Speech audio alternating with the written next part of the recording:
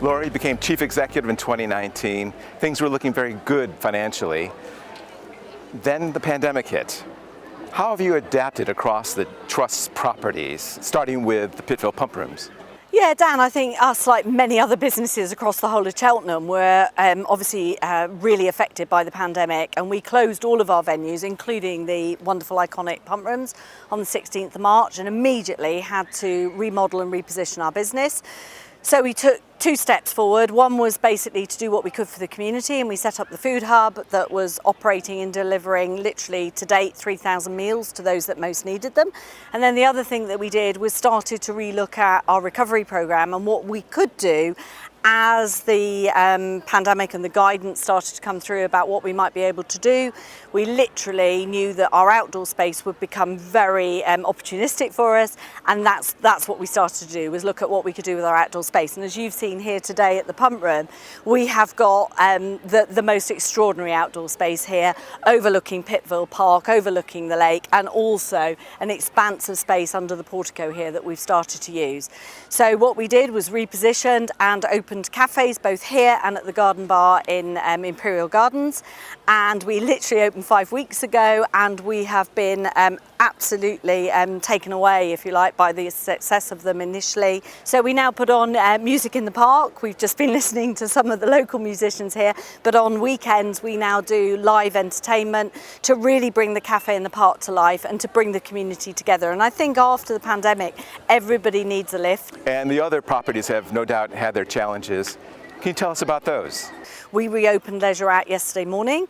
It's members only at the moment, so we're keeping it very safe, very cautious, but starting to remobilise all our classes and our gym. We've expanded the gym into the sports hall, so it's all social distancing measures are adhered to.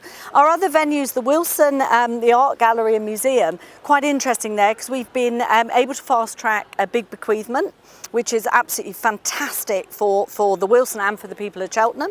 And that will enable us to deliver a brand new community art gallery, which has always been missing there, somewhere to showcase all the local artists, local children that are very creative, and to create a new entertainment and event space there as an arts cafe across the ground floor. So the Wilson will not reopen until that new offer is all complete. The town hall and the pump rooms inside at the moment stay closed, but we're waiting to see how the guidance emerges and what that will mean in terms of capacities, and obviously then we'll start to remobilise the internal space as soon as we can.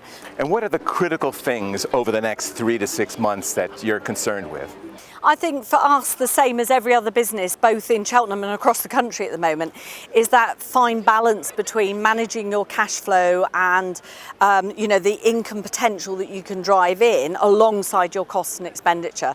And for us, at the moment, whilst we can use the outdoor space and we can really maximise on every opportunity, we're also incredibly mindful that come the end of October when furlough finishes, we have around 100 staff still in furlough. We won't be back up to full capacity in our internal venues.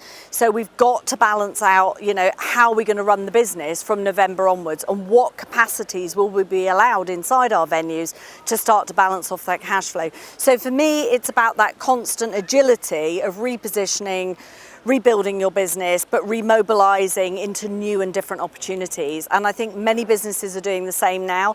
And what is your message to the business community? I think for businesses, what I would say is that we're part of the community of Cheltenham, and we're very, very mindful about helping to reboost the local economy. And if we can bring people into Cheltenham and work with businesses to do that, then we're very, very keen to work in partnership.